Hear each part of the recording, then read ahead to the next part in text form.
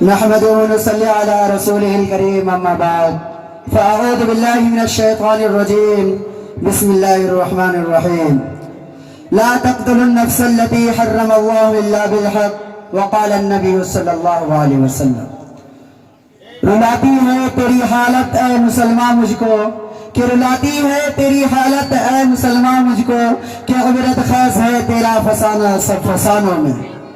برادران ملت اور حاضرین جلسہ، آج آپ ریڈیو ٹیلی ویژن میں سنتے ہیں کہ فلاں جگہ دہشت گردی ہو رہی ہے، فلاں جگہ دہشت گردی پھیلانے کی کوشش کی جا رہی ہے۔ آج دہشت گردوں نے اتنے لوگوں کو موت کے گھاٹ اتار دیا، اتنے لوگوں کی جانیں ضائع ہو گئے، اتنے املاک برباد ہو گئے۔ ان سارے جرائم کا مجرم اسلام اور اسلام کے نام لینے والوں کو قرار دیا جا رہا ہے۔ میں اس مختصر وقت میں بتانا چاہتا ہوں کہ دہشت گردہ کون ہے، پوری دنیا میں دہشت گردی پھیلانے والے کون ہیں، دنیا کے امن و امان چین و سکون کو چھیننے والے کون ہیں، روز زمین کے باشندوں کی نیند کس نے حرام کی ہے، کیا اس کے ملزم واقعتاً اسلام اور اسلام کے نام لیوا ہے۔ یاد رہے پر وہ کسی کی سوچی سمجھی سازش نہیں ہے دوستو، اور اسلام کے پروانوں، اسلامی تاریخ کے مطالعہ کرنے والے جانتے ہیں کہ اسلام نے ہمیشہ امن و شانتی کی دعوت دی ہے، صلح و عشری کی دعوت دی ہے، آپسی محبت و الفت کی دعوت دی ہے، اخوت و بھائی چارگی کی دعوت دی ہے، نصیحت و خیر خواہی کی دعوت دی ہے، ظلم و زیادتی سے روکا ہے، فتنہ و فساد سے روکا ہے، حق طلبی اور حق ماننے سے روکا ہے، خواہ مخواہ کے نزاعت سے روکا ہے۔ اسلام کے عدل و انصاف اور دعوت امن و شانتی کا اندازہ لگانے کے لیے ضروری ہے کہ قبل اسلام کے حالات سے واقف ہو کہ اسلام سے پہلے دنیا کیسے کیسے حالات سے گزری ہے۔ دوستو، 6 صدی عیسوی میں دنیا بڑی اضطرابی اور بے قراری کی حالت میں اپنے لمحات گزار رہی تھی۔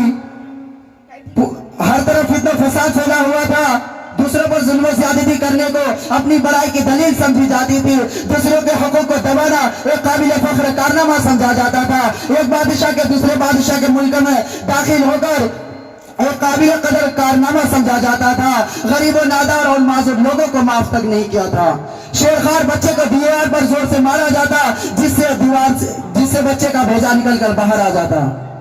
کسرا کی تاریخ کسے معلوم نہیں، روما ایران کی ویرانی کسے یاد نہیں، بخت نصر کے قتل عام سے کون واقف نہیں، جنگ کلا کی بے دردی سے کون آشنا نہیں۔ الغرض پوری دنیا میں فسادی فساد پھیلا ہوا تھا، روم ہو یا ایران، پاکستان ہو یا ہندوستان، روز زمین کا کوئی خطہ ایسا نہیں تھا جہاں لوگ امن و سکون کی زندگی بسر کر رہے ہو۔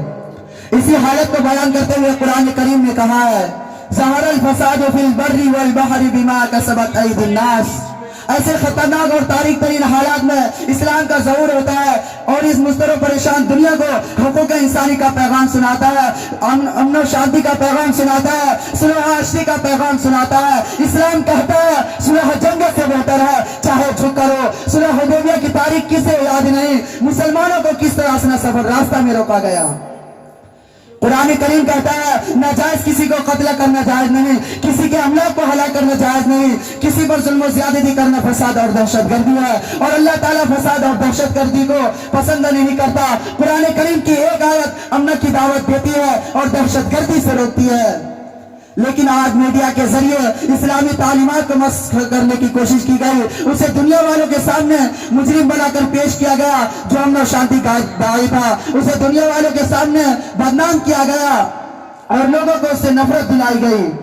خرد کا نام جنو رکھ دیا، جنو کا خرد، جو چاہے آپ کا حسنہ کرشمہ شاز کرے۔ پونا والوں، لیکن میں پوچھتا ہوں وہ اسلام پر دہشت گردی کے بہتان لگانے والوں، اگر اسلام ایک دہشت گرد مذہب ہے تو پھر بتاؤ نبی صلی اللہ علیہ وسلم کے زمانے میں دہشت گردی کیوں نہیں، ابو بکر صدیق رضی اللہ عنہ کے زمانے میں دہشت گردی کیوں نہیں، عمر فاروق رضی اللہ عنہ کے زمانے میں دہشت گردی کیوں نہیں، عثمان غنی رضی اللہ عنہ کے زمانے میں دہشت گردی کیوں نہیں، علی حیدر رضی اللہ عنہ کے زمانے میں دہشت گردی کیوں نہیں، مغلیہ سلطنت کے زمانے میں دہشت گردی کیوں نہیں؟ جب ان کے پاس اس وقت قوت اور طاقت تھی وہ دنیا کو تیو پالا کر سکتے تھے، لیکن آج جبکہ وہ کمزور ہو چکے ہیں، ان کی حکومتیں ختم ہو چکی ہے، وہ محکومی اور مفلوک الحال زندگی بسر کر رہے ہیں، ان پر دہشت گردی کا الزام کیوں لگایا جا رہا ہے؟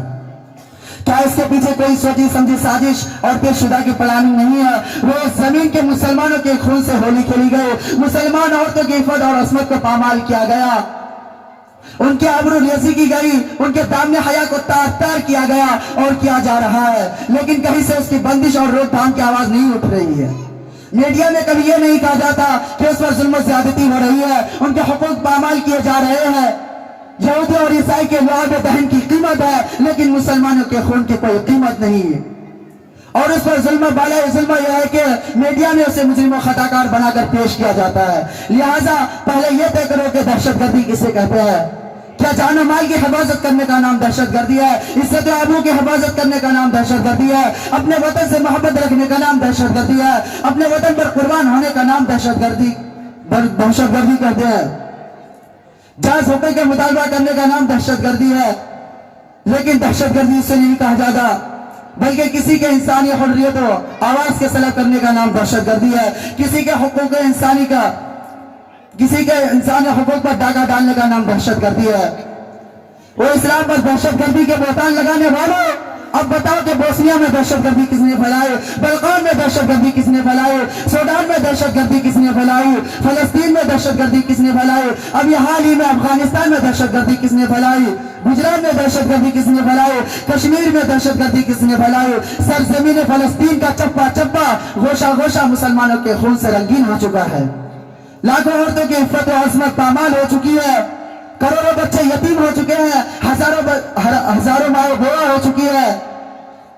मुसलमानों, मैं उन दरिंदे यहूदियों से पूछना चाहता हूँ कि ऐ नाम निहाद अमन कायम करने वालों, अगर तुम वाक़ईअतन अमन कायम करना चाहते हो तो खुद दहशतगर्दी करना छोड़ दो, दुनिया में अमन कायम हो जाएगा। यही दहशतगर्दी के खात्मा का आसान इलाज है। अल्लाह ताला हम सबको और दुनिया के तमाम मुसलमानों को दहशतगर्दी से बचने की तौफीक अता फरमाए। आमीन व आखिरु दावाना अनिल हम्दुलिल्लाहि रब्बिल आलमीन। माशाअल्लाह, बहुत खूब इस तालीम